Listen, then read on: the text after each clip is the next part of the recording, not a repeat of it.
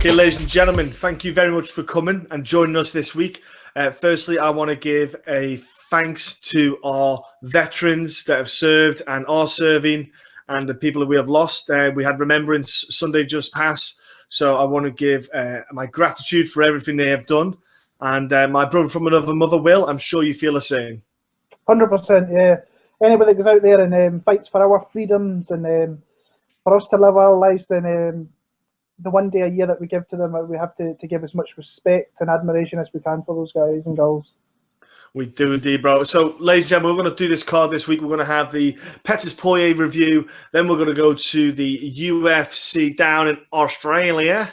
And then we're going to answer your questions. Okay, folks. So, Will, we had a card that you and I were both excited about, even though you had a pay-per-view card kicking off just before. We had this card coming. And you and I was jacked because, you know, we're both fanboys of Poirier and Pettis. They're both great fighters. The card itself has some fantastic matchups. So let's go back and review it.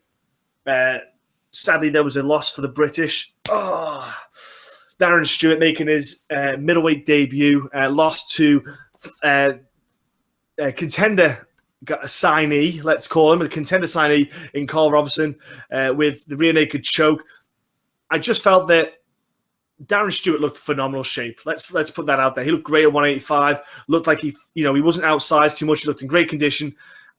I think maybe it just looked like he was maybe not a bit tentative against Carl. I don't know if it's because of Carl's background with the boxing and stuff like that, but he just looked a bit tentative, and then Carl got the takedown and got the submission in. I feel like there was just something not quite right with Darren that day, because from what I've seen of Darren, he's still young in the sport. He's an explosive, powerful fighter, and it just didn't look like everything was clicking for him that night. What about you, Will? I think it was a matchup made by the matchmakers. Is this guy's coming off like a 15-second knockout on the show? Who can we put him against that could potentially give him a good matchup, but it's a winnable fight? And I think that Darren Stewart was that. I think he's found his weight class. 185 is definitely the weight class he should be at, because he did look great. But it was a little bit. I think the kickboxing and the striking, he was a little bit maybe fearful of that, so he was trying to look for it to clinch up and look to take it to the ground. But Roberson's obviously one of these guys that between every fight, he's obviously getting better across all facets of the game. So and he showed it with the submission victory there. I'm looking forward to seeing what they do with him. Hopefully they give him a slow build, and we'll see what's next from probably early on in the new year. But Darren Stewart, like we were talking about before, we hope he maybe gets another crack in London. I'd be surprised, but I hope he gets another crack next year. Yeah, I would hope so too. I think it'd be good for Darren to get another shot at the middleweight. I think he definitely could perform, especially on home soil, because every time he's competed in the UFC, let's remember, I think he competed once on home soil, did he? Against Barusa, was it? And then the other two times were in Brazil. Off the top of my head, I'm trying to remember now. Yeah, first one was in Brazil, then he was in London. Yeah, London. And this one he went to America. So hopefully he gets another crack at someone in London.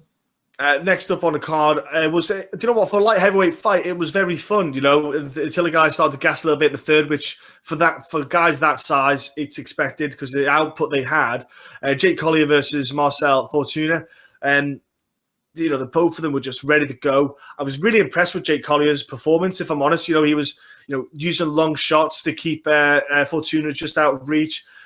Fortuna in the first round looked very one-dimensional with his striking. That was my only kind of worry about it, was he kept coming forward with his striking, just kind of forward with a blitz. He wasn't kind of cutting an angle and coming in or anything. He wasn't offering anything up with the setup with his striking. And that's what I think helped Jake get the timings, get that jab off, and really start to keep Fortuna away. But if I'm honest, I enjoyed the fight. It was a good fight. It went to a decision, which Jake got in the end. But for the light heavyweight division, I think these two guys are going to put in some good, fun, entertaining fights. Yeah, I picked Fortuna, and the closer the fight got, I was like, why did I pick him? Because he has really good jiu-jitsu, but he never really wants to use it. And when he gets opportunity to get takedowns, he doesn't really take advantage of it. So on the feet, even though he knocked out a heavyweight in Anthony Hamilton, I could blow in his face and I'd knock him out. So Jake Collier, I thought, fought well. I think it's his first fight at 205.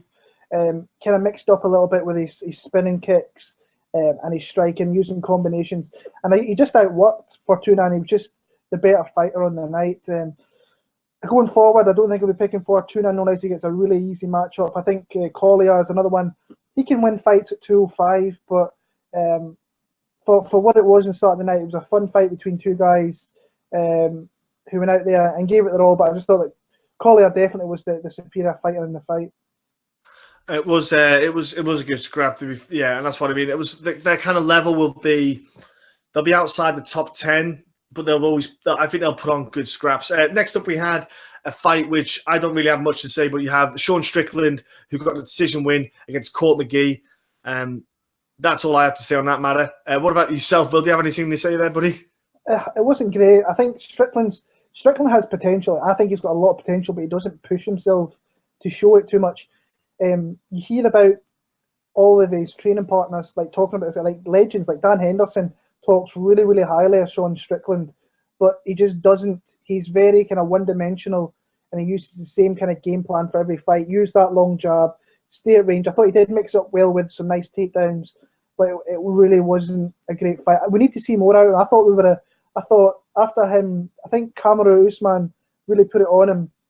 I thought he might have opened up and might have went for it a little bit more, because I thought Court McGee was there to be taken out, and he just never showed nothing that we haven't seen before. And if he keeps going like that, he's going to become literally a forgotten name in that division, because I think he is a really solid fighter, but it's just he's not showing it. Court McGee, I think he's on the tail end of his career. It's always going to be a tough out for anybody. He's kind of like a gatekeeper in that division. But Strickland got the win. It's what I was expecting, but we just need to see more of him, because he's going, like I said, he's going to be a forgotten name in that division very quickly if he doesn't show more of his game. Maybe we've seen as much as we're going to see out of Sean Strickland, and eventually the kind of more well-rounded fighters are going to come and catch him out and beat him. So not a great fight. Moving on. No, exactly, bro. Next up, we had the women's strawweight division. You had a girl who Amanda Nunes backs up, Nina Ansaroff against Angela Hill.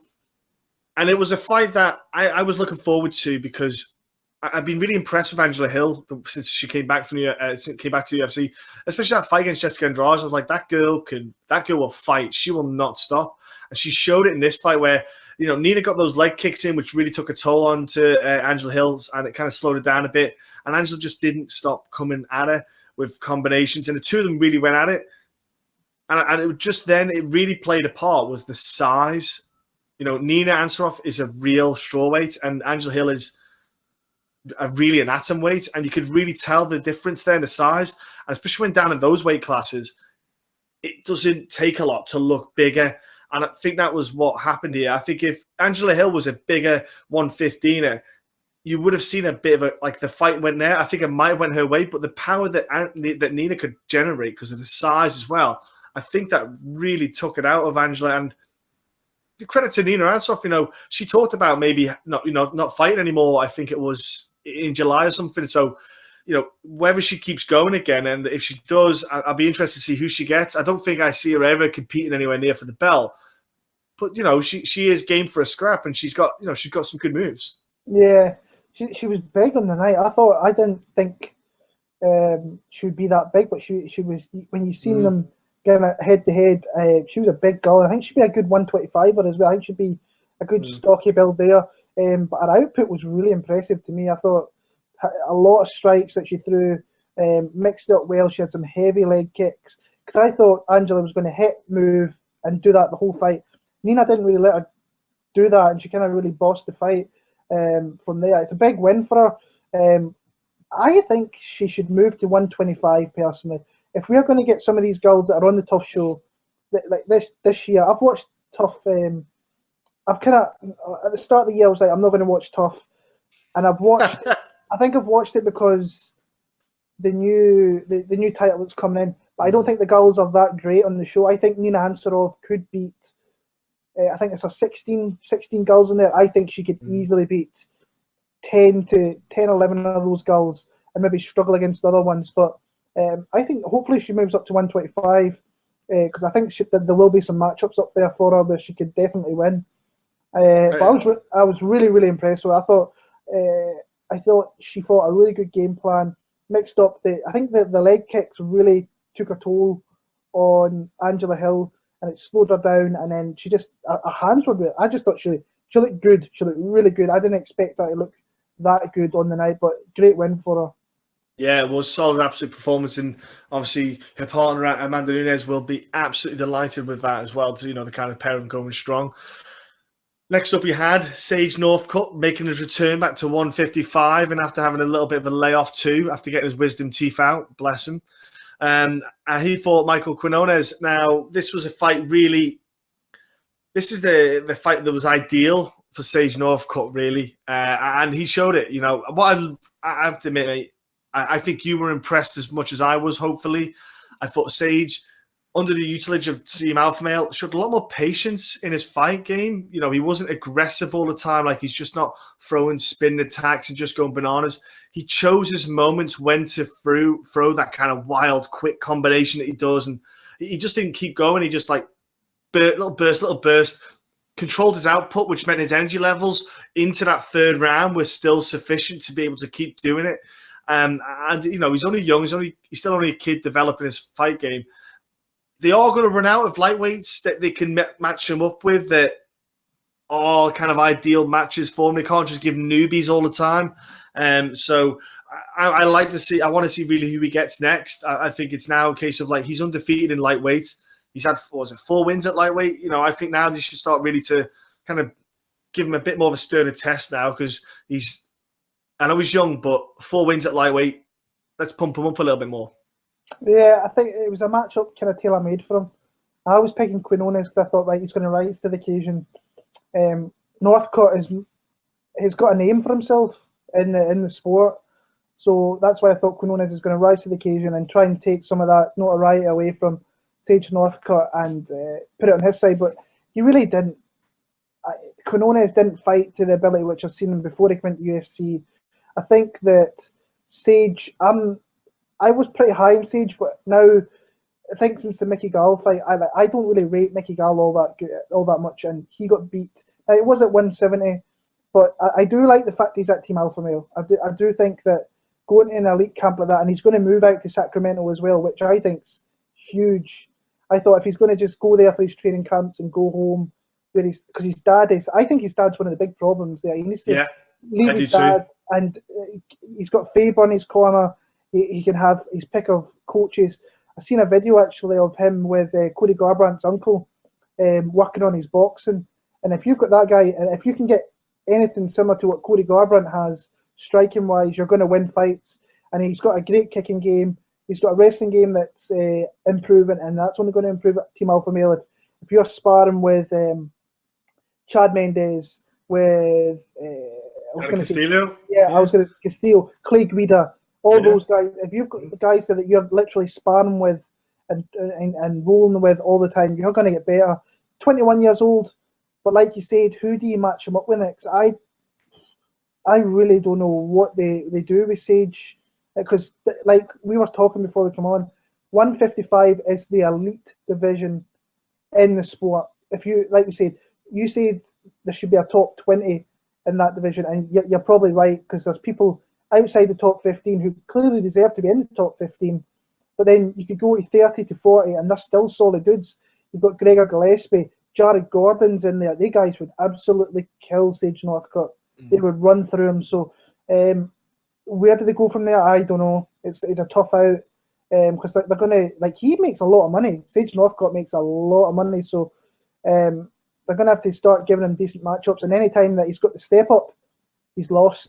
But we'll see what's going to happen here. I thought his performance was good, though. A fight I would like to see, potentially in the future, Mr. Bone Crusher against Sage Northcutt. Yeah, I think Sage would be in for a tough night there. Yeah, Marty Casey, I think in Sage would be fun, because you get the wild striking, the kind of unorthodox striking, let's say, that both of them have. I think it'd be absolutely wild. And you wouldn't have that. I think Sage could be a bit more free, because he wouldn't worry about the wrestling game. Yeah. So, there's certain matchups, I think, if you want to make Sage a star in a sense of helping him shine with what he's good at, which is his, kind of karate, kind of taekwondo, all spinning moves. I think kind of matchups like that would be more suited for him. But then again, not that we're saying the UFC would pick matches to suit fighters in any way. So next up we have, bro, which was a performance by Suarez. She came back and showed that she is going to be a nightmare for someone in that strawweight division. An absolute nightmare. She did an Evan Dunham to Viviane Pereira, who, to her credit, you know, she did it. She lasted the 3 rounds. Now, I know it sounds awful to say that, but she was getting battered. Like, she was getting mauled, just absolutely wrestle fucked the whole time. She did fantastic to perform that way, if I'm honest with you, to get to the decision. She's too small for the weight class. But the problem is there isn't anything lower for her, so she's probably grateful that she's in there. Suarez, I think, is going to be an awesome addition to this strawweight division.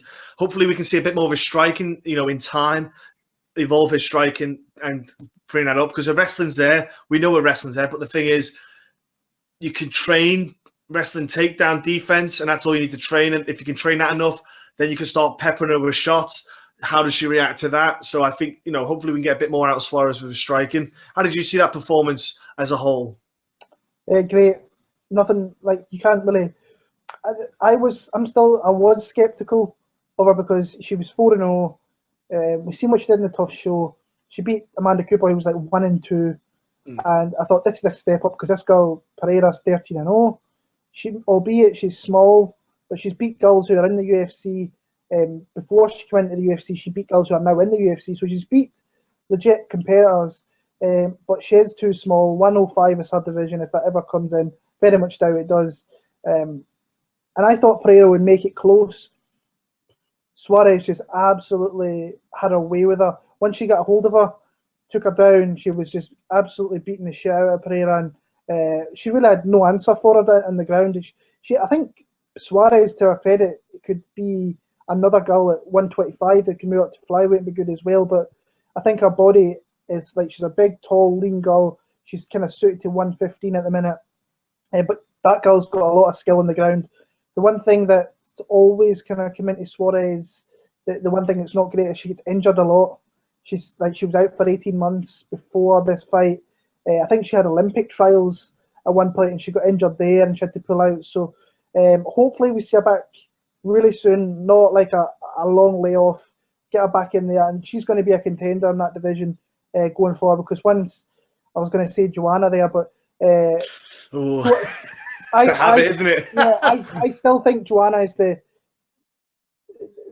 that's the position you have to get. I know she's coming off that loss to Rose, but Rose, I think, I'm still not convinced with Rose Namajunas. I think sometimes she can turn up, sometimes she can't. But people like Suarez, I think, are going to get to title shots in the next couple of years, and we're going to see that. But I was really impressed. I must admit, I was really, really impressed with her performance. No, she did. She did. Like you say, because she came off that long layoff. I think that's what was so impressive about the performance, because she could have easily went in there fatigued early, because she's out of that kind of fight kind of conditioning, and her timing might have been off and little things like that. But she just looked like she hadn't missed a beat, you know, looked like she'd just been fighting a couple of months ago. Bro, what was your thoughts on the Marlon Moraes versus John Dobson fight? You know, what was your views on that bantamweight banger? It had potential to be a really good fight, and it turned out to be not really that great after Marlon was a little bit dirty.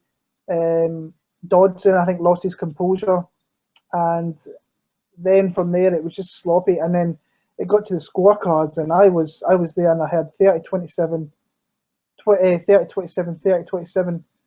And I was like, how can a judge give one guy 30-27, and yet this other judge give it 30-27 another way? And I was just like, what the fuck's going on here? So, especially when, like, Marlon Moraes, I think he clearly lost round one. Clearly, he got dropped in that round, but some judge, I think 2 judges actually, two judges gave him the first. So that's crazy. That's crazy shit right there. Dodson, I think, he's tailing off a little bit. Moraes, I'm not impressed with. I haven't been. I think, to be fair, he has faced 2 really good guys in Dodson and Asun Sao. I rate Asun Sao very highly, and he could have won that fight. But nothing that I've seen out of Moraes is making me think that he's not going to be he's not going to beat the top guys in that division like your Garbrandts, Cruz, Rivera. Well, he's calling that Rivera. There's a lot of bad blood between them, I think, before, but Dillashaw as well. So I don't see him as a top 5 bantamweight. But I think he's got to show me a little bit more. Not been impressed with him in the UFC so far, but it's always nice getting a win over John Dodson, who won the tough show. He's fought for UFC titles. So damp squibble match. I didn't really enjoy it that much. It's a shame because I was looking forward to it, but yeah, Moraes did what he squeaked it. He squeaked it. Those 30-27 cards were non-existent. It shouldn't have been like that. But we'll see where they go next. I don't think they give him Rivera. I just don't think it's the fight to make. Yeah, the judging was questionable, and also the refereeing. To be fair, the level of refereeing was pretty poor as well. Some of them bouts, it was, was it? I think it was the Marlon Moraes or Dobson fight where one of them was going for a single leg. I could be wrong. It's one of the other fights maybe, but someone was going for a takedown, and the referee. Oh no, it was the Ferreira Mark Hart fight. They were going for a single leg takedown. The referee's like, okay, let's make something happen. And I'm like, but he's trying to take him down. Okay, break it up. And both guys were like, he's going for a single leg. Like, he was going for a takedown. Like, I couldn't get my head around it. The referees didn't have a fucking clue. Honestly, absolutely diabolical. Anyway, main card kicked off. We had a fight which, again, is one of them ones where you can't believe it hasn't happened yet. But Clay Guida fought Joe Lozon. How the hell they've not crossed paths is beyond me. I think it's beyond everyone. But they finally did it. They finally stood toe-to-toe. And it didn't last so long. It was... I think this was the way no one thought it was going to go. Clay Guida came in, threw an overhand right that got Joe Lozon at the back of the kind of... like on the neck, kind of back of the ear bit, knocked his equilibrium. But they had the time and the know-how, Clay Guida, to see that he threw that and then came under with an uppercut, popped Joe on the chin, and you saw Joe just drop. Now, he was kind of semi-out. Clay Guida thrown on a load of ground and pound, and Joe Lozon was more kind of in kind of autopilot mode, just trying to get guard. It was stopped too late, in my opinion. I think it could have been stopped a bit earlier. But Clay Guida got a hell of a win. Now, he said he's feeling great. He's 35. He's only starting to get the best out of him. And being at Team Alpha Male, I think that's probably what it is as well. Because Clay Guida's always been known as one of those guys who just goes around from place to place to train at different places. And he just does that. He's just a traveler. He's a wanderer. And he's one of the most loved guys in the UFC. Met Clay Guida in Glasgow. He was awesome. And Will met him too. I was impressed, man. I was blown away by Clay. Yeah, I thought it was only... I picked Clay to win. I thought he's got enough in the tank to survive what Lozon's going to give him the first. And Lozon is going to gas in 2 and 3, and Guida's going to take over. I didn't see him knocking him down and then absolutely destroying him with elbows. I did not see that at all. And you can see that Guida didn't really want to do that. He seemed at the end of the fight, he really didn't want to... because I know he cut Lozon in the neck and the head. And he put, like... when Lozon went down, he went after him. And Guida's a fun guy to have around in that division because when Guida shows up, Guida beats legit guys. I mean, Dos Anjos, Pettis. He's beat world champions. So when this guy shows up, he's a fight that not many people at 155 will want either because you know what you're going to get. He's hard to put away. He's going to be in your... if you don't put him away, he's going to be in your face, and he's going to be there 10 minutes in, 15 minutes in. I was really impressed. I think Lozon, there was a lot of fighters in this card who maybe should think about stepping back. I thought Guida was at that, but I didn't put Guida as high as what Lozon is. I thought Lozon has been taking a lot of damage. The Stevie Ray fight, he took a lot of damage. But I was really impressed with Guida, and hopefully they get him back in there quick. He said that was his last fight in his contract. I think the UFC would be stupid to not re-sign Clay Guida because he's a fan favourite wherever he goes, and he's going to give, say, like your up-and-coming fighters a tough fight. If they beat Clay Guida, then they're going to they can do something. So hopefully they keep him around. I think they will because he's. I mean, I can remember the longest time Guida was in the UFC, and he's a legend. Yeah, he is. He's one of those. and he's a huge fan favorite as well. Oh, You he's so nice. He's such a nice dude. Yeah. Oh. Hopefully we get him back in there quick. Hopefully the UFC re-sign him, because if they don't, I think it's a travesty. Yeah. I don't think he would fight anywhere else, but I don't want him to go out there and be in the free market and people throwing money at him to fight here, there, and everywhere. UFC, if you're listening, keep him. Now, I found it interesting. Of course they listen. Of course Dana listens. I found it interesting with Clay Guida because I thought the UFC usually offer you a contract before your last fight.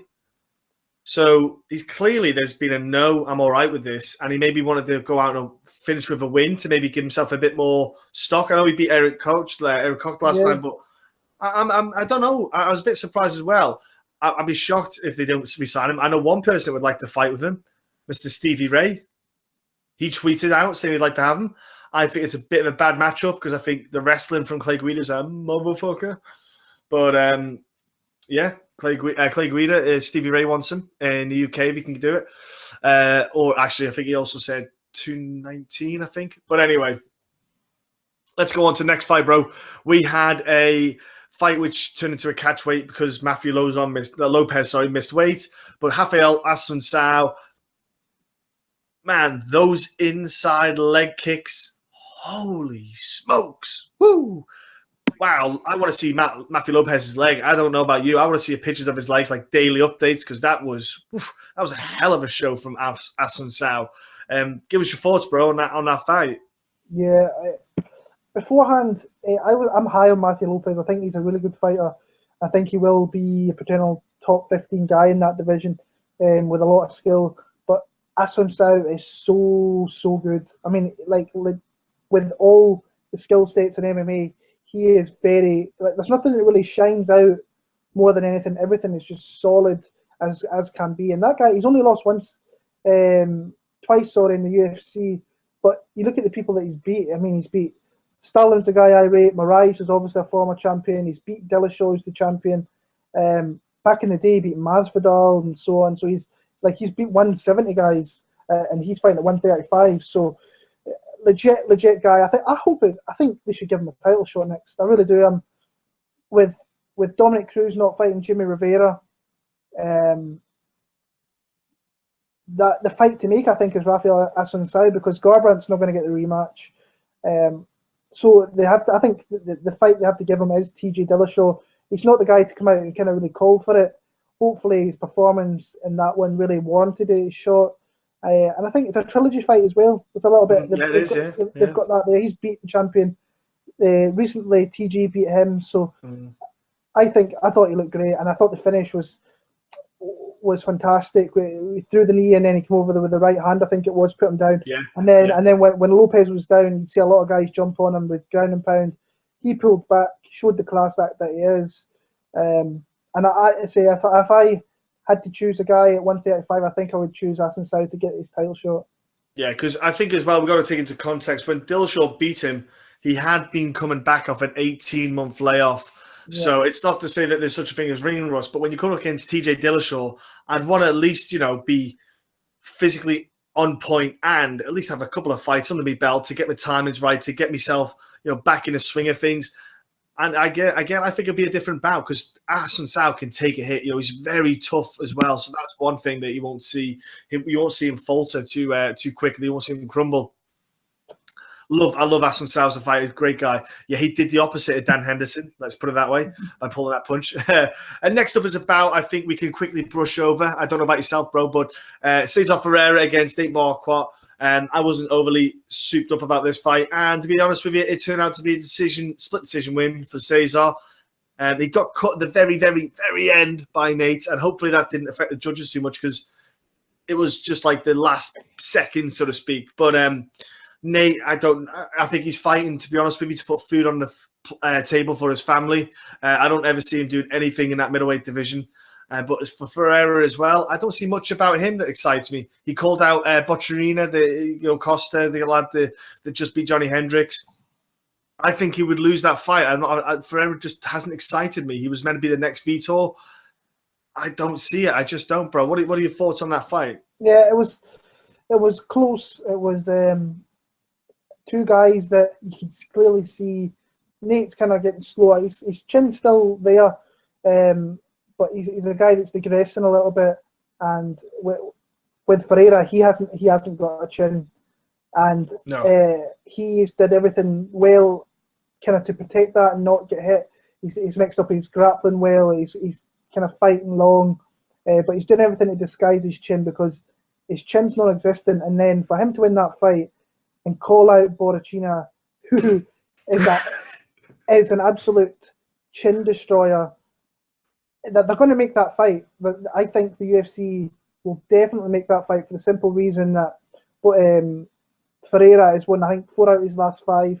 So he's got a guy that's won a few fights in the UFC, and Borrachina is a guy that I think the UFC see something in. They wouldn't have given the Johnny Hendricks fight if they didn't think they saw something. So you go down, I think they've got a Brazil card in February. I think it's a perfect fight to throw on third from the top and then build Borrachina even more. But bad fight, bad call out, but the guy won nonetheless, and he continues to kind of move on. But bad call out. There's plenty of guys to call out, but you don't call out a young, young gun with call out Johnny power. Hendricks. Yeah, exactly. Yeah. Yeah, that's a silly move. Next up was a fight again. I think it's similar to the one before we just talked about. Was Andrei Arlovski against the Nappy, which is Junior Albini. There was more talk about the way he made those shorts look like a nappy than there was about the fight. That tells you a lot about the fight. Arlovski got himself a decision win. I really he was going to retire if he lost the fight, but he got that win. He played it. I don't want to say he played it safe. He played it very smart with the boxing. Just got the right strikes in, got the grapple at the right time. Showed his experience and his knowledge. Really snapped a 5-fight skid. But at the same time, I don't know what else Arlovski's got left to offer in the heavyweight division, because I see the guys who are obviously ranked above him he'll end up losing again. So I don't know what's going to happen there on that side of things. No, it was a horrible fight. I thought Albini, all you have to do is just really go after Arlovski and be careful with it, because Arlovski probably still cracking for you now. But you had an opportunity there to beat a guy, a former champion, and you didn't do it. And he was coming off that really great knockout of Timothy Johnson. Yeah, he's definitely got a better chin than what Andrei Arlovski has at this point. But he showed nothing. He was, even when he was down 2 rounds in the third, he didn't really come after it. So horrible fight. Arlovski gets another win. He's at American Top Team now, and we've seen that they guys are. It's a great gym. I'm not a big fan of guys late on their career going to new gyms like Hendricks went to Jackson Winks. Sometimes it works out. I think you have great coaching there at ATT, but you put him in there. I don't see him beating too many guys in that top 10, if I'm being honest with you. I think you've got there's fights in there. You can give him some of these maybe new up-and-coming guys, and he could beat them, but anybody that's got a bit of power and a bit of aggression in them will knock out Arlovski. I thought Albini just did not show up. Looked bad. Yeah, it did, bro. And next up was the co-main event, which was the most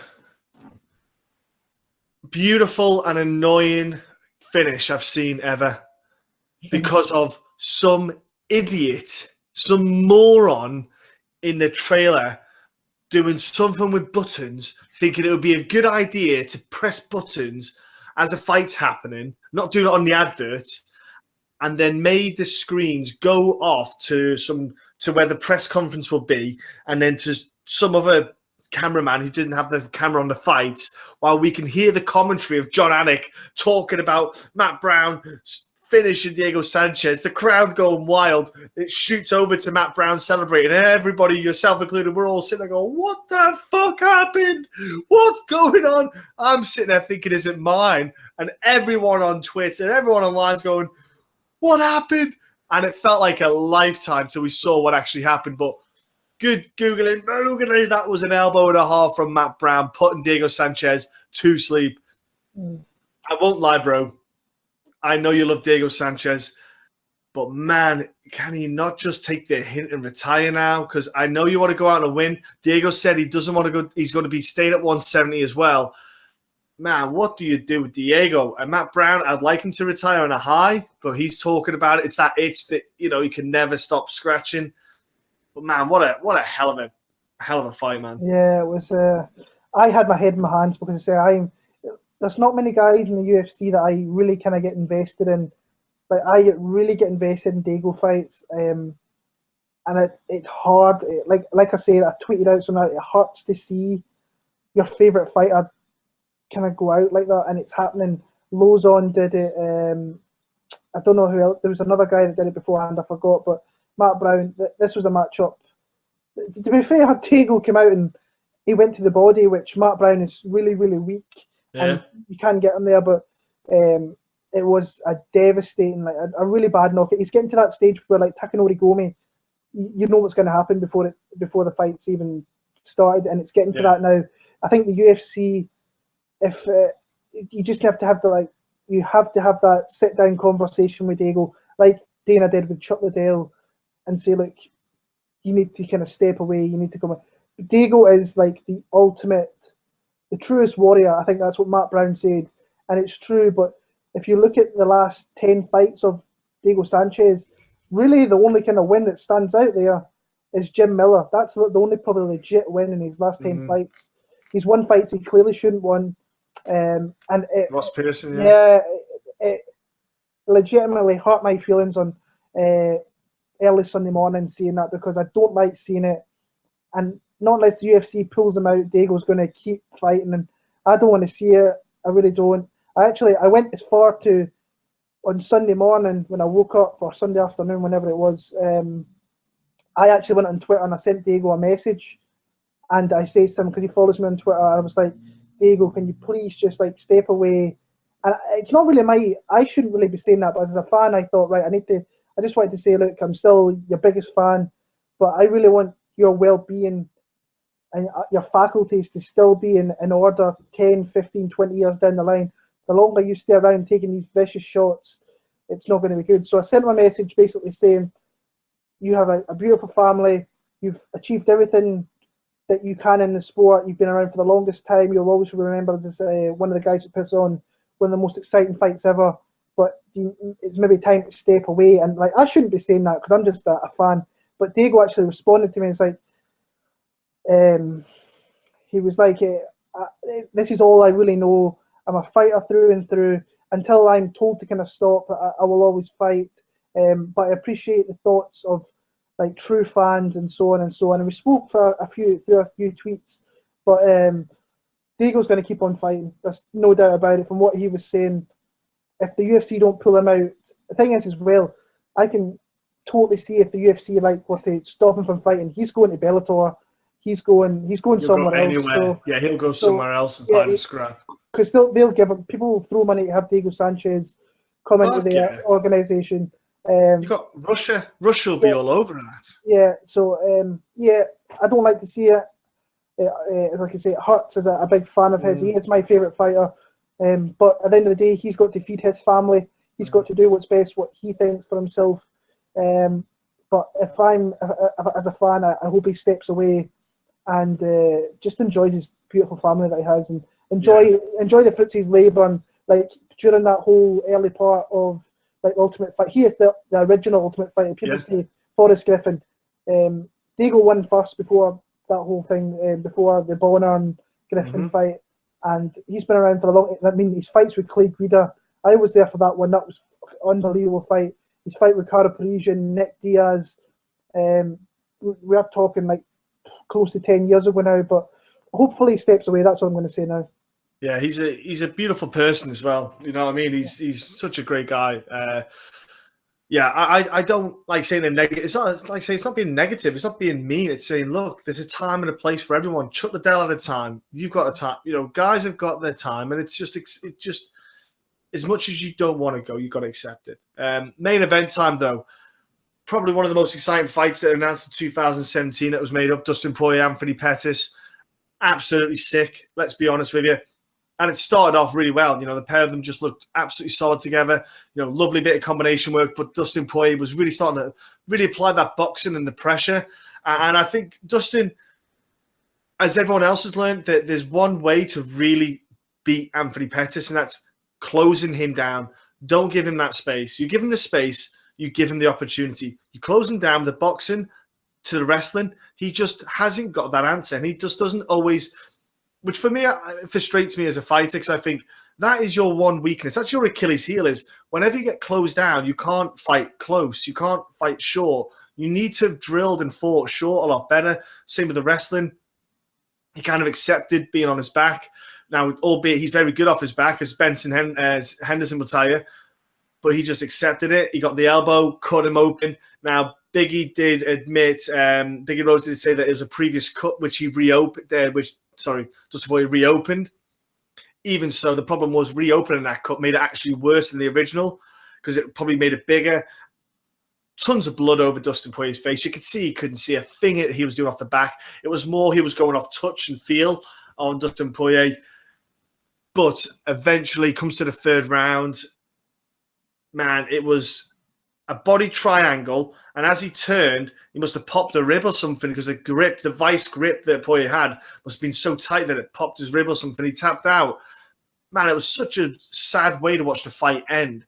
But then again, I sit back and I look and go, damn, if he had turned and hadn't popped his rib, Dustin Poirier was going to be in mount with a body triangle. And I don't know what would have happened, because Pettis couldn't see anything. So what would have happened to his face? I don't know. Yeah, it was. And this, again, is quite hard for me to say because I'm a big fan of Anthony Pettis, but you could see a little bit of a broken fighter in there. And you've seen it early on. Once that cut opened, it was like, you could just tell. If you watch the fight back, you can see with his expression that he knew that he was in trouble. And Dustin Poirier is not the kind of guy that if he gets you hurt, you don't want that guy coming at you, because that guy's a savage. Guy's an absolute savage, and he will go. Now, like Hal said in my video predictions, it was like, I love Dustin Poirier as well. Huge fan of Dustin Poirier. But the guy gets reckless. And he jumped into, like, and I know there was blood everywhere, it was hard to catch on, but he was jumping into triangles and he was doing crazy shit like that. And I was like, what are you doing? What are you doing? But I think that Dustin realised that he broke Anthony. Anywhere this fight went, he had the advantage.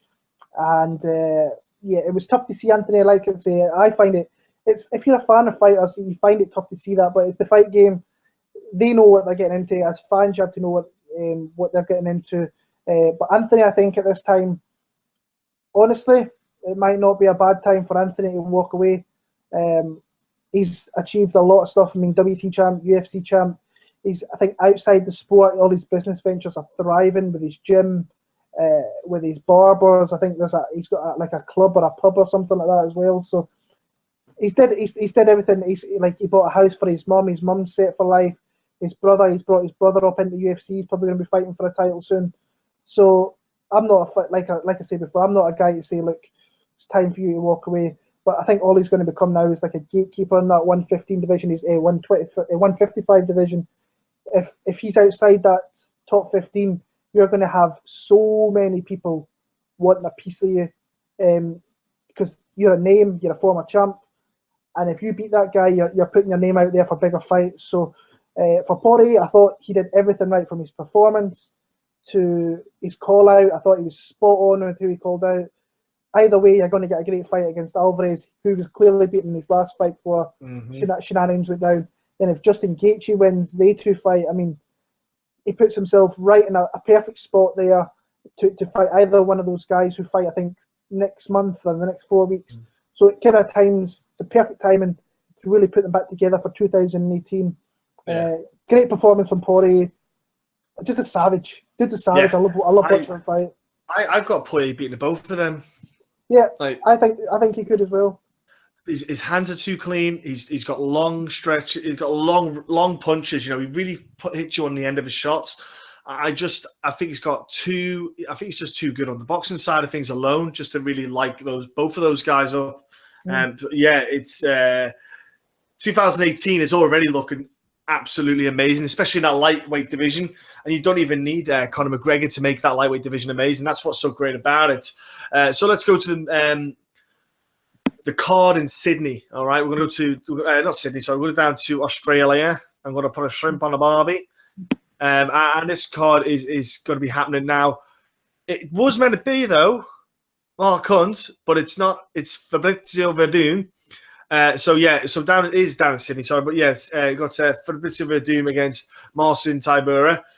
So, bro, let's start down the bottom, work our way up. Now, it's not the most stacked card, but there is some actually really great matchups. And I'll tell you what, Will, personally, this first fight on the card, I think it's going to be absolutely bananas. I think it's going to be one of the craziest fights you'll see on the card. You've got heavyweight matchup, Rashad Coulter against Tuivasa. Now, Tuivasa, that dude he hits hard. He's a big, thick set lad, like kind of like like those Samoan kind of history, like the kind of New Zealanders, like you see the Maoris, kind of big dudes. He's got that about him. He hits, like he beat James McSweeney, which doesn't say a lot in the sense of James McSweeney at the time when James McSweeney pulled out because he couldn't see out of his eye, which probably couldn't see out before then. Just got that one round in to get the fight, to get the money. But then his other fight to win the heavyweight title, he beat the guy in like 30 seconds with an absolutely devastating elbow, and knocked him clean out. One of the most brutal knockouts I've seen for a while.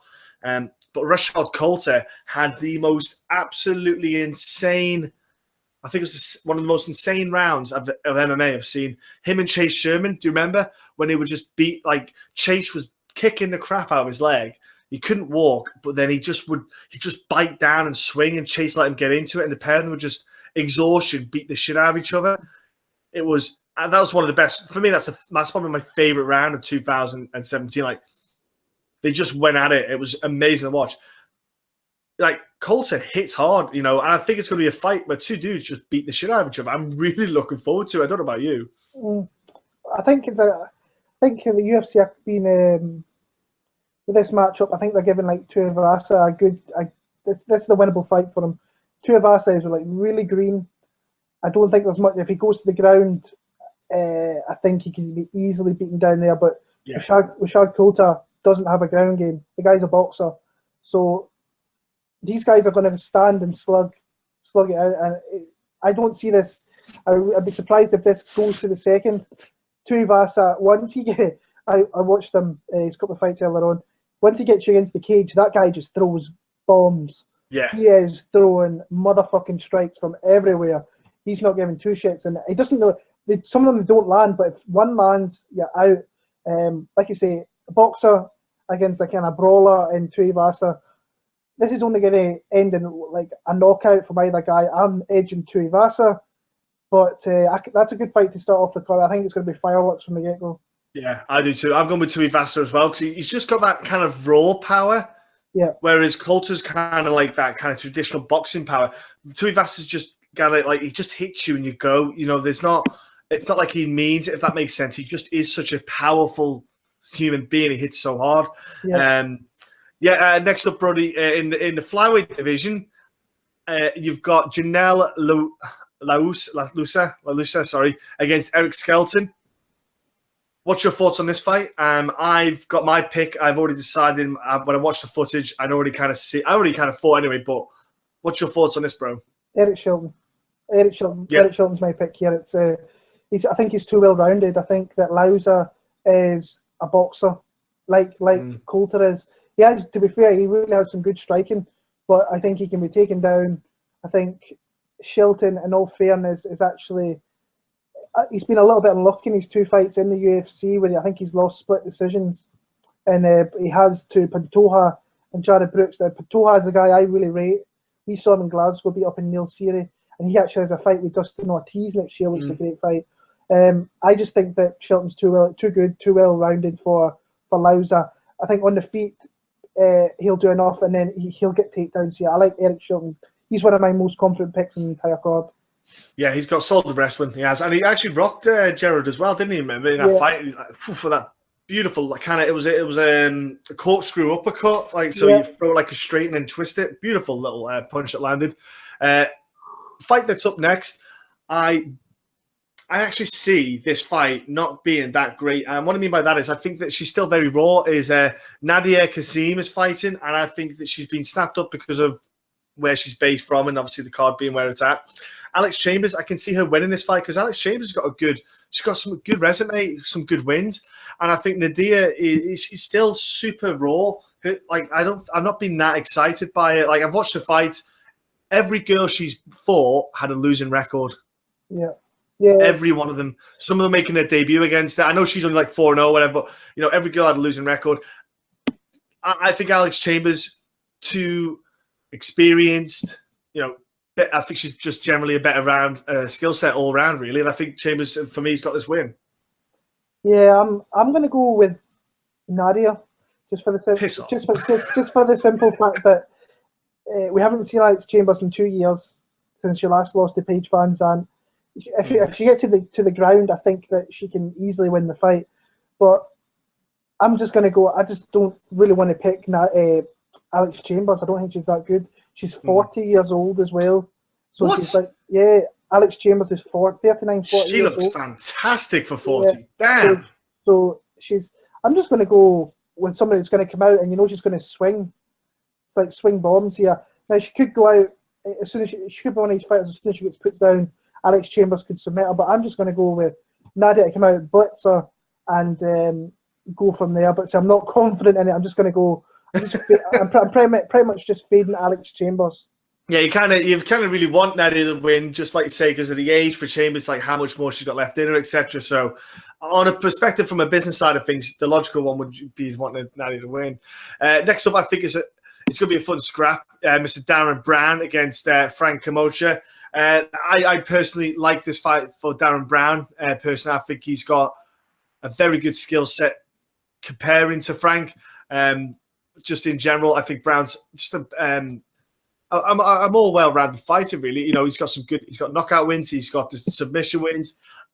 I just think his skill set as a whole. I know he lost to Pichel, Vince Pichel, but that was more of his own doing. That loss, kind of like, I thought it was a bit reckless. Like, don't get me wrong, Pichel is a powerful dude. I think I do like Darren Brown myself. It's not that I don't rate Frank myself, but I think that Frank's not as well, kind of like say well-rounded. The skill set isn't quite there compared to Darren. What's your thoughts on the fight going up there, bro?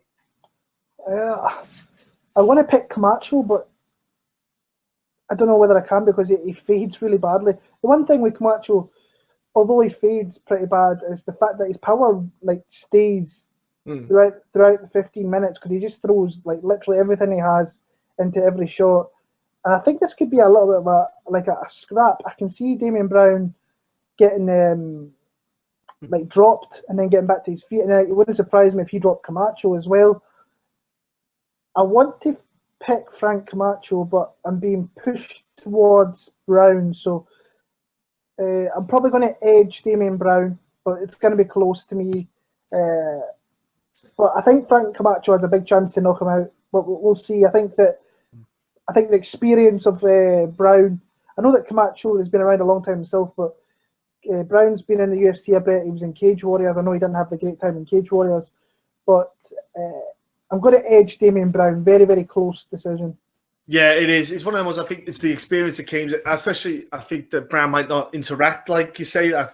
Hopefully, Brown doesn't just stand there and bang because I think it's not the best idea. Next up, we have a fight that should have happened in Gdansk, but it got changed to Australia because of the crazy football fans. And when I say crazy, I mean off their rocket. So Anthony Hamilton, the guy who just retired, came back, fighting Adam Wojcik. Dude, I'm going to go with Adam by sneezing, and that will knock out Anthony Hamilton. That's my pick, only because I want Adam to win, because Anthony's only there just for another payday. He's not, he retired once. His mindset's not there, and at least Adam wants to be there, if that makes sense. So my heart of hearts, I think Anthony could win this, sadly, with a decision with wrestling. Because Adam's kind of upright position, but I hope that Adam can get the finish. Yeah, nothing changes from the Gdansk fight. The only way I see Anthony winning this fight is if some of those Polish fans come across to Sydney and find themselves in the middle of the octagon and it's like 4-on-1. That's the only way I see this kind of going down if Anthony wins. Adam should win the fight. He just has to swing. He just has to swing some shots and see if he can catch him. And as soon as he hits them once, he's going to go down. So Adam Wojcik for the win. Damn right, I'm with on that one. So next up is another match that's been rescheduled together. Right, so Will Brooks, Nick Lentz, should have happened, didn't happen. Nick Lentz, weight cut issues, illness, whatever. So it didn't happen. Got rescheduled. Like, this is really, Will Brooks needs to get this good win here for himself to kind of solidify himself in the lightweight division. He's not been overly impressive. The dude's got a lot more in him. He's a very talented fighter, but he just doesn't seem to show it. Nick Lentz, we know what we get with him. He's tough as nails. I want to say Will Brooks because I think Will Brooks has got very good wrestling, which will kind of snuff out Nick Lentz with his grappling. And I think the hands on Will Brooks, he can just pick away at Nick Lentz with not the best striking, but I think that you might see Will Brooks get the decision, probably decision win, maybe. But I'm going to go Will Brooks, me. What about yourself, bro? Yeah, Will Brooks. I don't think Nick Lentz might be one of these guys who needs to step away from the sport as well. This guy struggled. I don't know. I was a little bit surprised when they put this back together at lightweight because he's clearly having problems making lightweight. And it's funny considering he fought 145 and made weight down there, but he's struggling 10 pounds up to make the weight. I see Will Brooks just being fresher. If this fight, wouldn't surprise me if this fight gets called off again. Just because it's been put together like a month, 6 weeks later. That he's did too much to his body where he can't make that weight. I think if he makes that weight, he's going to deplete himself. Will Brooks is a professional. He doesn't really miss weight. Will Brooks, I think, however he wants to win this fight, will win this fight. Next up is another flyweight fight. Love the flyweights. Ryan Benoit against, Ashkan Mokhadtana. What is your thoughts on this matchup? I call him Trash Can. This guy's terrible. Like, this guy has no right. He's no right being in the UFC. I don't think he's a guy that I know he's got like a good looking record. It's 13-2, but when you look at the people that he's fought, it's not good. They're really not good, and it's just it's the definition of a padded record. Yeah. I think that Ryan Benoit, he fights. Sometimes he fights close, which I think he's got a lot of power. Once he puts it together, he's actually a fun fighter to watch. Hopefully, it's not one of these fights where he fights really close and makes it closer than it should be. But Trash Can is terrible. I'm never going to pick him in a fight either. So, Ryan Benoit for the win there. I see Ryan really just taking control of this and getting that win as well. But yeah, bless him. Trash Can, I love it. I might have to put that on Twitter when he's fighting. Okay, so next up is okay, so Alexander Volkanovski against Shane Young. If I'm honest with you, I think Volkanovski he's a very good addition in this featherweight class. I think the dude's got power. I think he's a great little fighter, a great guy to watch. I just think that he's got potential, actually, in my opinion, to be a really good contender in this featherweight division. I think he's got, like I say, good all-round skill set, and he can just put dudes to sleep. And I think Shane Young, now, albeit he's got a solid record himself. He's not a bad fighter. He's got a mixture of finishes and submissions, but the kind of caliber of fighter that you're fighting, this is when everything starts to take a different role. And I think that coming into the kind of win streak that he's on, he'll have the confidence Shane will, but I think there's just a bit more in Alexander there is just to get that win. That dude I think he's a dangerous guy for anyone to fight. That dude's got a ridiculous win streak going on, and he's just a powerful guy, man. Yeah, it's a scary. They actually had a really good fight in this one here. It was Jeremy Kennedy, I think, against Volkanovski, and I thought it was a really good fight. Shane's. And then there was another guy that came in last week. He couldn't get his visa sorted, and then Shane Young's come in here. Volkanovski is a legit guy in that division. He's coming through. He's going to be a guy soon that people won't want to fight. Very strong, very fast, very crisp, very accurate. I can only see Volkanovski winning this fight. Whether he wins by knockout, submission, decision, I would be hugely surprised if Shane Young came in here on like a week's notice and beat this guy. So Volkanovski, I think, is going to be the heavy pick there. That's the reason he's a huge betting favourite. So Next up, we have Elias Theodoro coming down to Australia to fight Dan Kelly. I think this, for me, is like this is Elias's opportunity to get a finish in the UFC and to stop doing the decisions and really kind of just open himself up a little bit more with striking. Dan Kelly, you know, is definitely at the back end of his life in a way because he's about 600 years old. And, you know, Dan Kelly he's been sparked out now. It's getting to the point where Dan Kelly did well. Don't get me wrong. Dan Kelly should be proud of himself the way he came into the UFC. And I think he surprised not only me, but I think he also probably surprised you, Will, with how well he performed. But, you know, after getting the loss to Derek Brunson and it was a pretty devastating knockout, I think Elias can, you know, surprise him with those kicks that Elias can throw out. And hopefully Elias can come away with the victory. I'd like Elias to get the win. Yeah, I've never been the biggest... not that I've been a fan of Dan Kelly's, but I've never really believed... I've literally probably picked against him every fight, and he keeps proving me wrong. But there is people out there that have bet this guy in every fight and made big money. So, Elias, I've never been the biggest fan of Elias, but he's a nice guy. His skill set fairly. Who was the guy who was speaking about it? Sean Strickland. He reminds me.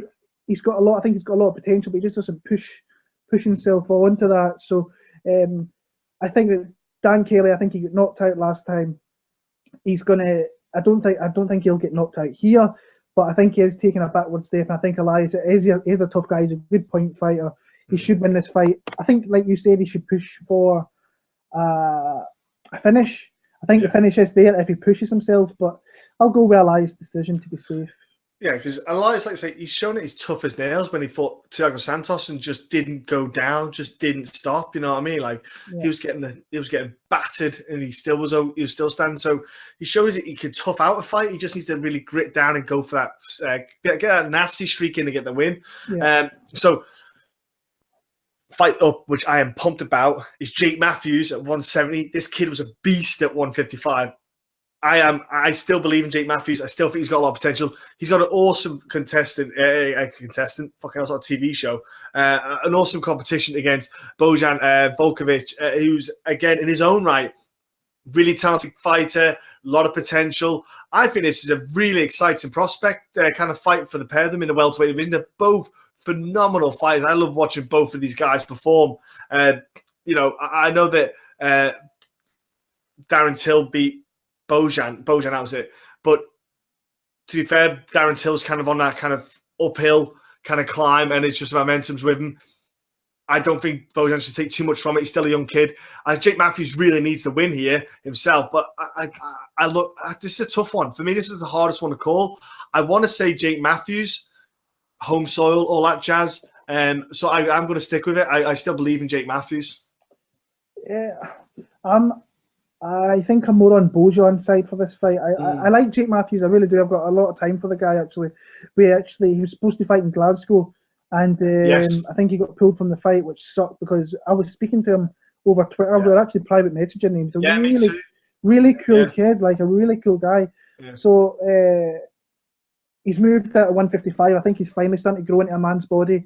Big dude, but he's facing a guy in Bojan who I think is going to be more thicker. He's a harder guy to get down, and he's just a solid pro. Bojan Volkovic is just a solid professional who's faced better opposition. I think, well, you could say that he fought Kevin Lee and Jake Matthews, so maybe they both fought decent guys, but I'm edging more onto Bojan's side. I just think that he's a bigger guy. I think he can make these rounds close, and I think that if Jake can't finish Bojan, then Bojan's going to win a decision. So I'm going to edge a 29-28 decision for Bojan. But if I'm being honest, I'd like Jake to win the fight. Now, this fight coming up has got finish written all over it. I don't know about you, but I am absolutely pumped. Tim Means, Belal Muhammad, the pair of them are absolute kind of dangerous, kind of nasty fighters. Like the Belal Muhammad, when he just gets on that kind of combinations with, he's been doing work at King's MMA. He's got beautiful kind of hands, great striking. But then you've got Tim Means, who's an absolute monster in himself with those nasty elbows. Man, I love this fight because I just think it's going to be two dudes just smashing the shit out of each other, man. I can't wait for it. Yeah, it's a good fight. I'm a big fan of Tim Means. I'm a big fan of Bilal Muhammad. I just think it's a hard one to pick. Yeah, it is. It's one of Yeah. these fights I've went back and forward on. I think that the betting lines right now, and I've only had a quick look in the last probably 2 or 3 hours. Bilal Muhammad is a massive underdog, which really surprised me. In America, I don't think the odds in the UK have been out yet, but he's like a huge underdog, which really surprised me because we've seen in the Cowboy Oliveira fight that sometimes Tim Means, now he said he had a bad foot injury, I think it was, going into that one. He didn't show up in that fight, and he kind of gave that fight away in some aspects, considering beforehand he was probably beating him. So I'm edging Tim Means, but I think Bilal Muhammad is a very live fighter. I think the early rounds are going to be pivotal here. If Tim Means can bully the bully, to say, kind of so to say, with Bilal Muhammad, and keep him at range, put him against the cage and use his clinch work and his nasty elbows and his knees, he could hurt Bilal. But I think late on, Bilal could come into that fight. So I'm edging Tim Means, but by fuck, I'm not confident in either guy here. So yeah, I'm going to go Tim Means just. I will go with Bilal then. See, now you're going Tim. It's a tough one. I am on a knife edge because Tim can end it like this, but so can Bilal as well. He's got some dangerous combination. So I'm going to go just Bilal. You go Tim. I'll go Bilal. It's not easy. This is probably the hardest one out of the card. Next up, you have a fight which should have been a good fight with Bec Rawlings against Jojo. And I think Jojo would have absolutely demolished Bec Rawlings. You would have seen Bec Rawlings cut from the UFC. But in my opinion, I think Bec Rawlings has been given a golden ticket to stay in the UFC with short notice fight against Jessie Clark.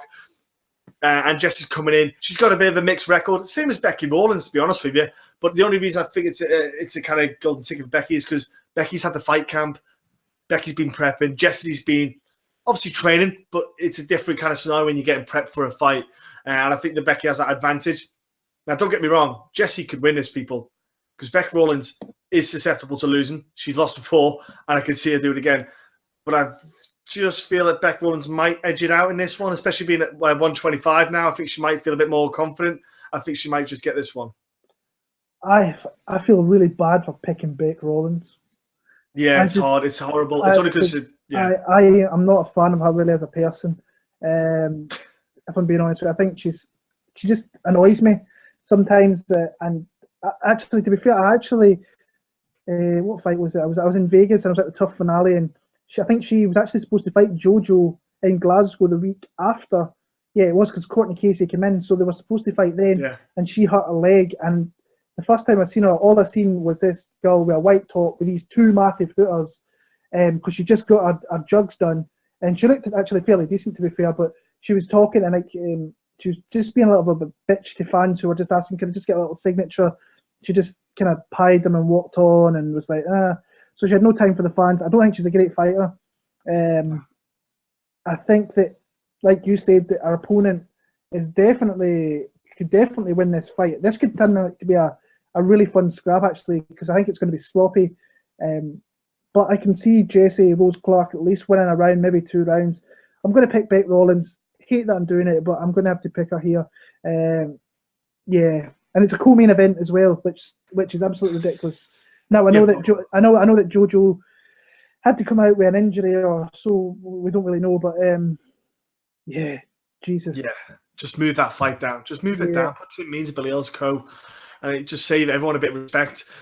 So we've got the main event though for the Fabrizio Werdum against Marcin Tybura. I don't think it's as straight edge as everyone may think, with Fabrizio getting the win, the victory. I think Marcin's a very, very unappreciated heavyweight. I think that dude, he's got a lot about him. He's got some beautiful head kicks. He's got, for a dude that size, like, he moves around really well with striking. Do I think he'll beat Fabrizio Werdum? I want to say, I want yes, because I want that fresh blood, that, that kind of, I say fresh blood, that kind of new face in the heavyweight division. And because, Fabrizio's hitting nearly 40 now, he must be. But I'm going to go with Fabrizio with a submission, because I just feel he might go back to what he knows for Fabrizio and gets the win, plays it, I don't want to say safe, but if he can get the wrestling, get him down, get the submission in, and just get that victory, just to keep himself in that title contender kind of talk and stuff like that. Yeah. I just don't, if you look at the skill sets, I don't see where Tybura really has an advantage. I think that striking, it's pretty even. Maybe once it goes to the ground, he does not want to go to the ground with Fabrizio Werdum, because as soon as he gets the slightest opportunity to move to like side control or something, that fight is over. To be fair, Tybura has a fairly decent a get-up game, so he might be able to get back to his feet. But I just think that he's a heavy favourite for a reason. Tybura, in all parts, is really just a point fighter who gasses out pretty bad. I've seen people say that Werdum's reckless. Now, he's only been reckless in that one fight. Before that, he was not really a reckless fighter. No. But in that Miocic fight, I don't know what came over him, because probably the guy with the best striking and the best hands in that division, you go rushing at him. It was just silly. That was a bad move on Werdum's part. But Werdum is one of the most elite heavyweights we've ever had in the sport. I just don't think Tybura is. Anyway, I don't see, not unless he catches him with a head kick and knocks him out, but he's only did that once to Victor Pesta. If he doesn't catch him with something, then he doesn't beat Fabrizio Werdum, in my opinion. So I'm very, very high on Werdum in this matchup. I think he'll stop him in the mid rounds with a submission. Yeah, it's just I just want fresh blood in that heavyweight division. You know, it's nothing against Werdum either. I think he's great, but I'm just like, you know, you got Overeem, Werdum, all these great guys who are top level, but man, we need some fresh faces. We need some new contenders. We need them. But yeah, man, it is a tall order, so to speak. But part of me is like, come on, fresh blood, let's happen. That's just really a card. I think, you know what, there's something in the water in Australia where we've seen it before, where they've just been phenomenal cards, and you know we could get it again. Fingers crossed. But bro, we're gonna go over to the kind of question time, let's say. Let's go and have a look at what questions we could be asked, because there wasn't much that happened over that time. So let's go in here. So, right, let's go with. Okay, I know what we'll do. We'll start with a great question. So this one's from Thomas Young, and his Twitter handle is Tom Bomb. Here we go. So, what fight are you most excited for leading up to the end of 2017? That's the first question. So, Will, which fight has got your juices flowing for the end of this year? Angela Magana against Amanda Cooper is high on the list there. That is the probably the best fight to talk about. Yeah, I think you look at UFC 218 and there's Eddie Alvarez against Justin Gaethje, where I think that could be fireworks. But I'm really looking forward to seeing Max Holloway and Jose Aldo. That matchup really, really intrigues me. I want to see if Jose Aldo is going to change things up and be any different from the first fight, and see if he can actually bring out something more in Max Holloway. But I think if I'm looking at one, I think I've got three that I'm really looking forward to. Oh, come on, you greedy bastard. I have. Number one, I think, is going to be Holloway and Aldo, closely followed by Alvarez, Gaethje, followed by Khabib against Barboza. I think they're the three I'm looking forward to the most. See, that's it, yeah. Khabib and Barboza is the one I'm probably looking forward to most. I'll tell you one fight I am looking forward to, though. Robbie Lawler and Rafael dos Anjos. Yeah. That's a fight to get excited about. Yeah, there's quite a lot of fights. It's possible to pick one. Fuck you, Tom, for giving us one option. Okay, so next question from Tom as well. It's a two-parter. It's the more serious of the two. What's your thoughts on the new Taylor Swift album? Is it worth purchasing? Well, if I'm honest, well, I don't know about you. If you haven't bought T Swizzle's album yet, you need to have a word of yourself, Tom. Like, what's wrong with you? Like, you can't knock T Swizzle. Yeah. The best there is, the best there was, the best there ever will be. Shake it off, mate. Yeah. It's just like, just put it this way, Tom. It's better than the Nickelback albums that you've all bought. So if you love the Nickelback albums, this thing is 10 times better than anything Nickelback has ever put out. So go purchase it right now. Way better. Yeah. Way better. Way better. It's like Nickelback's the Eurovision. That's what it is compared to Taylor Swift. Okay, so we've got a couple of questions as well from Adam Sean, who's a great guy to drop questions, and his Twitter handle's Adam Sean 292. One question was he posted was asking about supplements, Will, because guys get stung on tainted supplements, and and fighters come along going, "Oh, I didn't know it had anabolic steroids in. Oh, drats! Oh no, I didn't read the label properly. It just said amino acids." So, how do you come out of this? Like, does UFC just make a brand that you can only use? That would be one way to do it. And how would you like to maybe see this kind of mishap, as they call it, from happening? Actually, I've never really thought about the UFC actually doing their own supplements.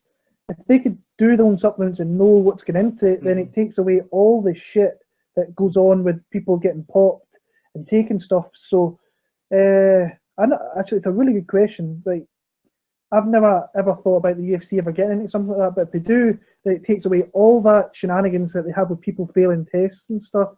So yeah, I would. If I was the UFC, I'd be on that. I'd get with some of the big manufacturers, see if they can band together and just make supplements that they know are going to be clean. Fighters are not going to get pulled up for. So it's a really good idea, a really good question actually. Yeah, I think the UFC should do it. I think that's the best thing to do, is to have their own supplement brand. There's nothing to stop them doing it, to be fair. I think there's plenty of companies out there they can team up with. Or, if anything, got to figure out other options is they maybe only give you several brands that you can use. They have I can just think off the top of my head, they've got BSN, you've got BB, is it BBI or something like that? They do supplements, and just Muscle Farm, something like that. So you've got 3 different brands. I think maybe they should only have an allocated amount of brands that people can use, so that then they themselves, the UFC, can regulate those products a lot easier, because it's hard to regulate every product on the board, because there is a list that the UFC have. So if you're a fighter, I can call up and say, "Oh yeah, I was thinking about trying out this new supplement. It looks awesome. It's called Anabolic Massiveness, Get Huge Arms. Do you think it's okay to test?" And they can tell you, this is on the okay list. We've never heard of that one, and you get it tested, etc. I don't think fighters use that as much as they should do, because if I get a new supplement, I'd fucking test that out, because USADA's going to test my piss the next day. So I'd definitely make sure I get that covered. But yeah, awesome question. The next one we have from Adam. Let me go into here. Come here. Here we go. So, name 3 things you would change about MMA, the UFC, and why. It can be anything from the rules to the pay to the setup to the matchmaking, all that jazz. It's not easy to pick one, because 3 things. Sorry, so pick 3. Doesn't matter what it is. Just have a go and see what you'd say. Well, I think at the top it's pay. Pay the big, and pay to your lower tier fighters. Don't throw everything into your top fighters and try and. And one thing that really kind of pisses me off as well is actually like the bonus money. Yes. The big fighters always, and I know they put on exciting fights and so on, but if you fight early on the card and you have a massive knockout, sometimes, and the majority of times, you get forgotten about. That's just a little thing that irks me, but pay is definitely one of them. One thing that I would change is, and it's kind of, and it used to be really, really good, but it was like the fan experience with the UFC. That's starting to go out the window. Like Adam asked the question there. Adam went to Gdansk recently, and he had to make, he asked Aljamain Sterling to come to a meet and greet with fans, because the UFC didn't do anything. That's where they're missing out. Really, that's bad. All you have to do is put 2 of your guest fighters in a place for 2 hours where they can meet all these fans, stand next to them, take a picture, but you've got fans actually going out of their way to do this. So the fan experience, we go on about the UFC Fight Club, it's literally non-existent now. It used to be so good. So that's one thing I would change. That's just a minuscule thing. That's just me moaning, because it is getting shit. USADA, I would get rid of USADA. We know, all these good fights that we've had, or we've had scheduled, they've got put away. Now I know clean fighters is the way that it really should go, but fuck USADA. Just let's let's go like Risen style where these guys are jacked up. Let's get Vitor back in the roids again, where he's absolutely head kicking the shit out of people. Something else. What else would it be? Probably the amount of cards. Actually, the UFC. If I'm looking specifically at the UFC, I think they should focus on the pay-per-views and stack the life out of pay-per-views, because we only seem to get a few big pay-per-views a year, where I think every pay-per-view should be stacked with the best fights, and then you could have your Fox card, like between now, maybe a couple of weeks back until Christmas, there's like literally fight cards every week, and that's fine. We are fight fans will watch that, but it is too much. Yeah.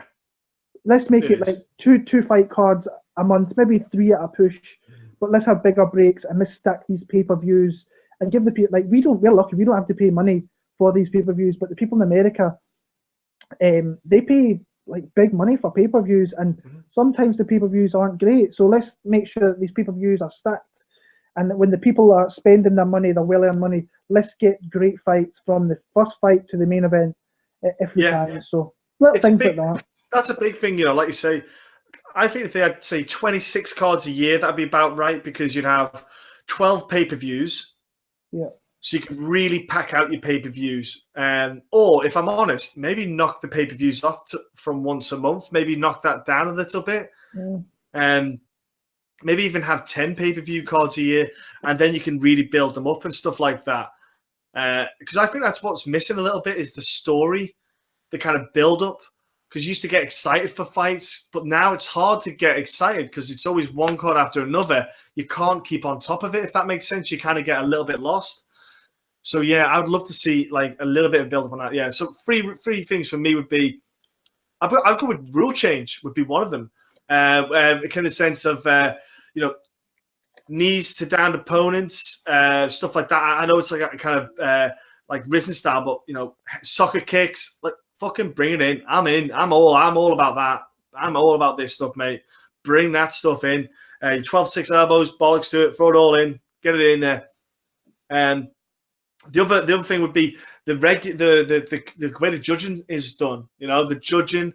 I think get the judges out away from cage side, watching it on a screen out the back with headphones in, and just watching it from that perspective and scoring it. But also, I think the standard as well. I think the referee standard should be a little bit higher. Not everyone, because obviously, but I think commissions as a whole should take the sport a bit more serious and educate the referees more.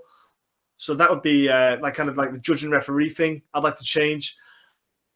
And yeah, so bring back the stomps, judge and referees, and yeah, definitely pay. You said it before, but pay is a big thing. This sport is not a thing you get into people and get rich from. It's really not. Like, I tried it. I fight. I get fuck all. It's not. I couldn't live off it. Not a chance. It's ridiculous. And I think pay should be, you know, it should be definitely paid out a lot better to fighters.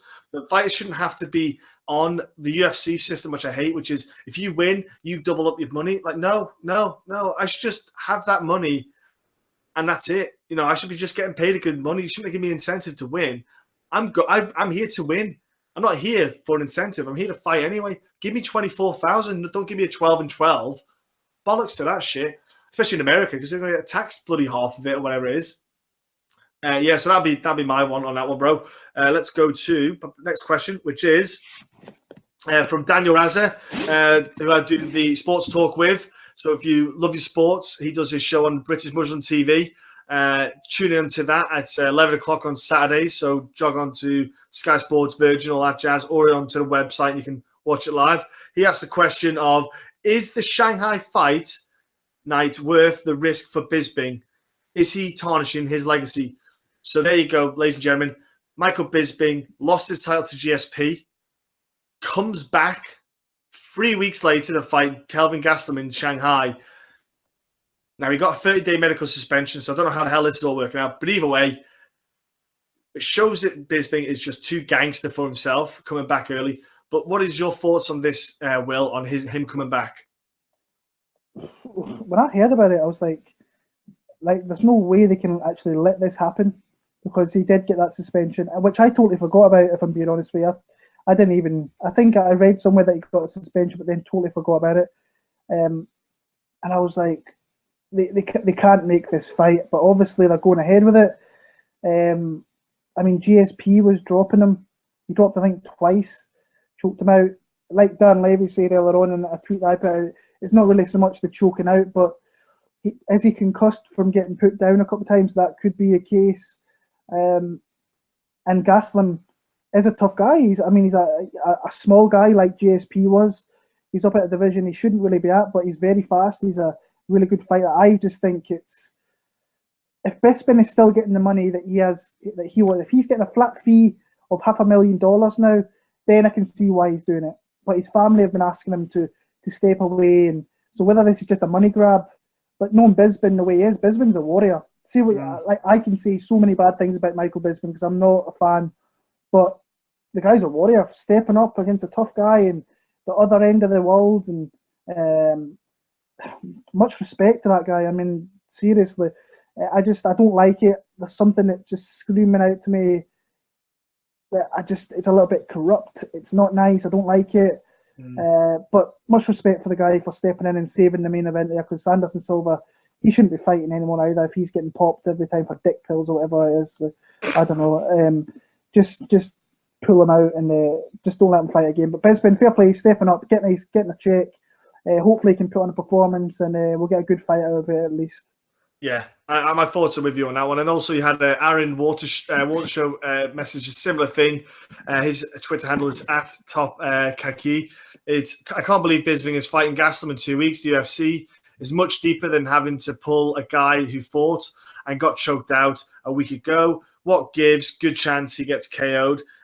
And again, Will, you did say, well, it's a visa thing. Getting a visa for China, because he's been there before when he fought Chung Lee. It's already set there. So that was one of the big things, because you couldn't really get a local guy from China because they're pretty shit, to be honest with you. Can anyone name one of the top middleweights from China? No, didn't think so. One more question from my side. I believe you've got one, Will, after. Matt Bailey dropped us another one. All right, Matt. His Twitter handle is @MattBailey1991. He also has the MMA Bible as his Twitter thing as well. Jump on there. So he said, how should the UFC punish Conor for the Bellator incident? Now, people might not know what this is, what we're talking about, because it's went under the radar a little bit, hasn't it, Will? It's a little bit, yeah. Conor McGregor was a naughty boy at the weekend at Bellator. So Bellator had a card on. Charlie Ward, the greatest that ever stepped into the UFC cage, had a fight against John Redmond, who should have retired a couple of years ago, middleweight. So he gets John Redmond as the round is ending. And John Redmond's on Queer Street after dominating the round, to be honest with you. But then Conor McGregor is cheering, yeah, my boys won. Jumps into the crowd, jumps from the crowd as a spectator is what he is, into the cage to celebrate with Charlie Ward. They're celebrating. Mark Goddard jumps in to separate them, saying, look, dickhead, the round's finished, the fight's not over. Conor McGregor's arguing, saying, he's fucking out, blah, blah. Pushes Mark Goddard, who's trying to attend to John Redmond to see how he is. The officials get in the way, all for full. The Michigan Athletic State Commission is running the show. They're actually checking over this event because it's a Bellator event, an American promotion. Normally, a UK show wouldn't have a commission looking after anything like that. So Conor's in a bit of trouble. UFC-wise, we've said it.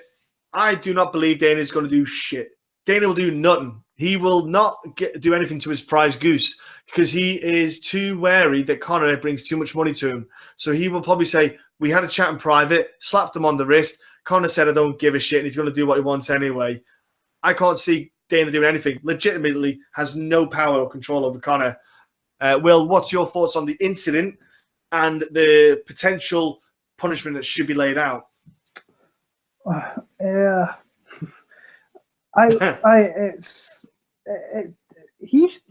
know the one thing with Conor McGregor, which I really like, is that he's really invested in his teammates. Now, that's something that actually not enough people are really talking about. And to be fair, it's not really the situation to be talking about that. That's kind of side thing. What he did is undeniably really, really bad. You can't sugarcoat it. I mean, as well, John Redmond, he came up with John Redmond. Redmond's been around for a long time. And he was, after he pushed Mark Goddard, he was standing over on a guy who's probably concussed, he's been knocked out. He should know better. 100% he should know better. You don't do shit like that. the one thing, like the whole Mark Goddard thing, I could go on about that because it goes back with him beating Dave Hill years ago, but it's really a non-existent thing now. What Conor did, he slapped that guy. If I was that guy, I would be suing Conor McGregor's ass. Knowing how much money that guy's got, I'd be getting some free money right there. Now, I know that guy really, he's only trying to stop him from coming in. He shouldn't be pushing him, but Conor shouldn't be punching that guy or slapping that guy, whatever he did. Conor was out of order. I think that they should find a way to do something. I don't think they can ban him because Bellator, I bet they were rubbing their hands when they seen this. I want to know what the TV viewings were for that fight specifically in that moment, because I bet you Bellator were rubbing their hands. It's uncalled for. It's unprofessional. The guy is he is the face of the sport now. However, if people like it or they don't like it, so whenever he wipes his arse or scratches his arse in public, it's going to become news. It's uncalled for. It was just blatantly uncalled for. He did it in Gdansk. He's potential. There's guys in there fighting for their careers, for their livelihood, and he's shouting and screaming, putting guys off. And I know his teammate was fighting. You don't do that. Sit back, try and enjoy the fight as much as you can, but try not to put other people off. But jumping into the cage and putting your hands on an official, uncalled for, UFC aren't going to do shit here. You know as well as, and there's people out there saying, oh, the UFC are going to do this. The UFC aren't going to do a thing because he is their prized possession. They need this guy to be fighting for them next year. If we don't, then they're going to be losing out on so much money. The UFC have come out and said this is the biggest year for the company that they've ever had, and Conor McGregor hasn't even fought. So that says everything. They made so much money off the Mayweather fight. All parties did. I think there should be a fine. I think there should be at least a ban in order. And I really hope there's not, because I'm a fan of Conor McGregor, but if he's going around still doing this and getting away with it, he's only going to make him want to do it again in the future and thinking he can get away with it. So hopefully something happens, because he can't walk away from this scot-free. It was just horrible. And then what made it even worse was, like, and this was my bugbear from Friday night, people putting tweets out there saying, oh, he's been arrested and he's doing this, when this is a whole different story. This is like the MMA media just like putting out shit that's not real and just try to jump on the situation and get likes and retweets and get their name out there a little bit. And I know that the people that put out those tweets are actually nice people. I've met them, but they're like going off a drunk guy, an Irish guy on Facebook saying, oh, Conor McGregor's just been arrested in the hotel for fighting, when it's clearly not a thing. And then people at media with their sources putting out there saying that this could be a possibility. It's not. That's just a little bit of a rant from my side from some people that put stuff out there. But Conor McGregor, he should be in trouble in some aspect. He can't walk away from this scot-free. So hopefully something happens. I don't think it will, though, but we'll see. Yeah, in theory, he could have a criminal record for GBH. Maybe. In theory, because he assaulted someone at an event. So you've got a question there, haven't you, though? So yeah. Go on, bro. I got it from the great Best Fight Pick, Stan Levy. Half the Battle. If you don't listen to his show, you should. It's a weekly staple of mine. It has been for the last few years. Loves the fight game. Great commentator on NFC. He was commentating at the weekend there, putting all his efforts into that. Great question. He's like, where do Dustin and Anthony go from here after where do Dustin and Anthony go from here after that WC throwback? And who should step in and fight the executioner? Right, I'll start with, regarding the weekend, I think we've spoke about Dustin Poirier. We know where he goes from here. You put him in there with Alvarez. He's got unfinished business with Alvarez. If Gaethje wins, it's a fight that makes sense to put together. Anthony Pettis, I think he's going to be anybody, like I said before, anybody outside the top 15 is going to be, I want Anthony Pettis because I can make my name off this guy and I can be a former UFC champion. And if I do that, I'm going to put myself in the top 15 aspect. When it comes to James Vick, people don't want to fight this kid. No, this kid is getting serious disrespect. Now, we spoke about this earlier on. I get so pissed off with the UFC rankings, it's not even funny. And I shouldn't, because it's people that are just biased and I'm a little bit uneducated with those rankings. How this guy can win so many fights and not be ranked is right. I'm going to shut up because I'm going to just go off on a tangent here. Who James Vick should fight? I think he should fight Michael Chiesa. I think that he's number 10 in the division. James Vick, I think, should be in and around that top 10 of that division. So it's a fight that makes sense. It's a very, very winnable fight for James Vick as well. If I was a matchmaker, I know that Chiesa's coming off a loss and Vick's coming off many wins. He needs to fight a guy in that top 10, and I think the easiest one to pick out is Michael Chiesa, who I think he would beat I think he could beat easily. No, I'm with you. I said to you before as well, I tweeted that. I think I tweeted it last week. I can't remember what it was now, but I did say that to James Vick. I said, Michael Chiesa is the one to have you match up with next. It just makes too much sense. I'm going to throw it out there for Anthony Pettis next matchup. I'm just going to put it out there. If I'm going to do something, because like I said, Dustin Poirier, okay, winner of the Gaethje and Alvarez fight, because I fully understand that one. I'm going to put out there Anthony Pettis. If he does fight, if he does keep going, Joe Duffy. Who for? Joe Duffy, Anthony Pettis. Oh, it'd be a good fight. You could make that. Because I think Anthony Pettis might come out of the top 15 rankings anyway. That's actually a good fight you could put together, actually. Both on a loss. Yeah. You know, they're both, you know, they won't be fighting for a little bit. They're stylistically, it might suit Anthony Pettis a bit more because he won't be worried about the wrestling from Joe Duffy. Joe Duffy might give him a bit of space, but the thing is, Joe Duffy's got some wicked boxing if he's given a chance. So, if there's talks of this card going to happen in Dublin, there's a good main event. I know they're coming off losses. Joe Duffy against Anthony Pettis. Hey, I'd go and watch that fight. So that'd be my kind of pick for Anthony Pettis. If he's to keep fighting, of course, I'll probably go for that. Because like I wouldn't want to put him against Tuzumov because it would just be a fucking mauling. Like anyone who fights him is going to be disgusting. But yeah, that'd be my pick for that fight, man. Yeah, good fight. So there's fights to make for Pettis. There's good fights to make for him, but he's going to be a stepping stone for fighters now. So anybody outside that top 15 is going to be wanting to fight Anthony Pettis. If I'm a wrestler, I want to fight him. If I wrestle, I want to fight him. Close him down, get him down, just get it out. Free decision. I'll take the decision win. Yeah. Champ doesn't matter. Happy days. I think Pettis will step away for a bit, but like you said, I think him versus Duffy's actually a good match to put together. Yeah, because Joe Duffy's only just lost as well for a knockout, so he'll have a suspension for X amount of time. So you might not see him for a bit. So happy days. Be good for the both of them, I think. All right, so that's this week's podcast. We covered UFC last week in fucking hell, I forget where it's called now. Dustin Poirier and Pettis, or Norfolk. There you go. Well, we call it Norfolk, but they call it Narfark, whatever you call it. I don't know, Americans. And we covered the UFC in Australia as well, people. So 2 great cards to talk about. Look, next week we'll look forward to talking about the amazing card of the year, which is UFC Shanghai. That is going to be painful researching, I have to say, but we'll be doing it anyway. Bro, again, I didn't do it at the start, but please subscribe. Fucking nightmare. Anything you want to say, bro, before we go? No, just keep on sending in the questions. This is actually my favourite. I talk about fights week in, week out, so getting questions, really out of the box questions like Taylor Swift's new album, should you purchase it?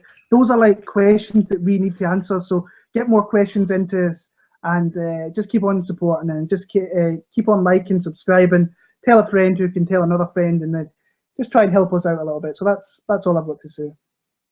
Okay, ladies and gentlemen, thank you so much. We're back next week.